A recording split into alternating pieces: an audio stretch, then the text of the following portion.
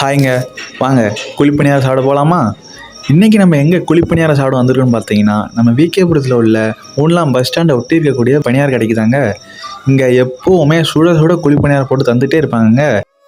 அது மட்டும் இல்லாமல் எப்போவுமே இவங்க வாழை இலையில் வச்சு தாங்க தருவாங்க. எத்தனை வருஷமா இந்த கடை வச்சுருக்கீங்க? ஒரு 12 வருஷம் ஆச்சு. சரி,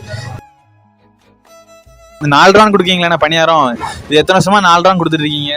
அதாவது 3 ரூபாய்க்கு தான் நேற்று வரைக்கும் கொடுத்தது. இந்தியிலேருந்து தான் 4 ரூபாய்க்கு இருக்கேன். ஆமாம் ஆமாம். இது செய்கிறது அவ்வளவும் இதில் சேர்ந்துருக்கிறது தரமான பொருள். ஆமாம். இப்போ நீங்கள் பணியாரத்துக்கான மாவெல்லாம் நீங்களா தயார் பண்ணுறீங்களா இல்லை வெளியே வாங்குறீங்களாண்ணா? இல்லை நாங்கள் தான் தயார் பண்ணுறோம். அப்படி இல்லைன்னாச்சுன்னா இந்த மாதிரி குவாலிட்டி கிடைக்காது. ஆமாம், நாங்களாம் தயார் பண்ணுறோம். அதுக்கப்புறம் நம்மளுக்கும் வாழை இலையில் வச்சு பணியாரம் தந்தாங்க. பணியாரம் ரொம்ப டேஸ்ட்டாகவும் ரொம்ப சாஃப்டாகவும் இருந்ததுங்க. நாங்கள் அப்படியே சாப்பிட்டு கிளம்பிட்டோங்க.